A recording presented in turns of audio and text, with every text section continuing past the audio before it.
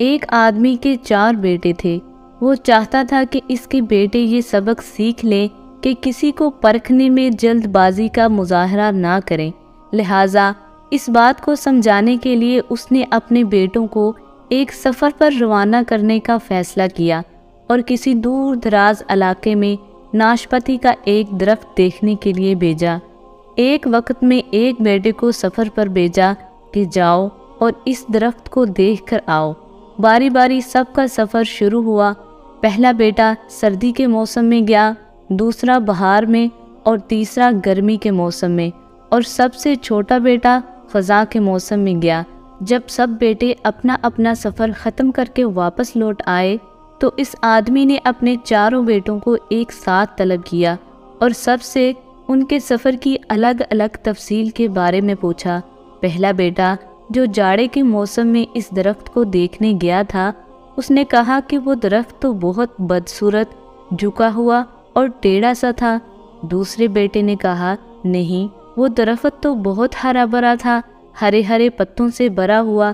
تیسرے بیٹے نے ان دونوں سے اختلاف کیا کہ وہ درخت تو پھولوں سے بھرا ہوا تھا اور اس کی مہک دور دور تک آ رہی تھی، اور یہ کہ اس سے حسین منظر اس نے پہلے کبھی نہیں دیکھا تھا۔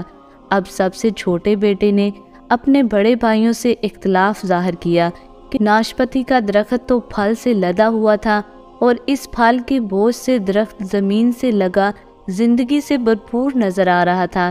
یہ سب سننے کے بعد اس آدمی نے مسکرا کر اپنے 4 بیٹوں کی جانب دیکھا اور کہا تم 4 میں سے کوئی بھی غلط نہیں کہہ رہا، سب اپنی اپنی جگہ درست ہیں۔ بیٹے باپ کا جواب سن کر بہت حیران ہوئے کہ ایسا کس طرح ممکن ہے۔ باپ نے اپنی بات کو جاری رکھتے ہوئے کہا تم کسی بھی درخت کو یا شخص کو صرف ایک موسم یا حالت میں دیکھ کر کوئی حتمی فیصلہ نہیں کر سکتے۔ کسی فرد کو جانچنے کے لیے تھوڑا وقت ضروری ہوتا ہے۔ انسان کبھی کس کیفیت میں ہوتا ہے تو کبھی کس کیفیت میں۔ اگر درخت کو تم نے جاڑے کے موسم میں بے رونق دیکھا تو اس کا مطلب یہ تو نہیں کہ اس پر کبھی پھل ہی نہیں لگے گا۔ اسی طرح اگر کسی شخص کو تم لوگ غصے کی حالت میں یا کسی بد عملی میں دیکھ رہے ہو تو اس کا مطلب ہرگز نہیں کہ وہ برا ہی ہوگا۔ کبھی بھی جلد بازی میں کوئی فیصلہ نہ کرو جب تک اچھی طرح کسی کو جانچ نہ لو۔ کسی کو اسی وقت سمجھا یا پرکھا جا سکتا ہے جب یہ تمام موسم گزر جائیں۔ اگر تم سردی کے موسم میں اندازہ لگا کر نتیجہ اخذ کر لوگے تو گرمی کی ہریالی، بہار کی خوبصورتی اور بھرپور زندگی سے لطف اندوز ہونے سے رہ جاؤ گے۔ صرف ایک دکھ پریشانی کے لیے اپنی زندگی کی باقی خوشیوں کو داؤ پر مت لگاؤ۔ زندگی کے ایک برے موسم کو بنیاد بنا کر باقی کی زندگی کو مت پرکھو۔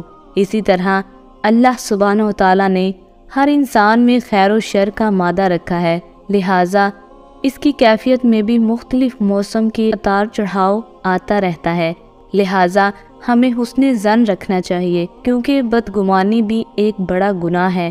اللہ کریم ہمیں بدگمانیوں سے محفوظ فرمائے، ہم سب کا خاتمہ ایمان کے اعلیٰ ترین درجہ پر فرمائے، آمین ثم آمین۔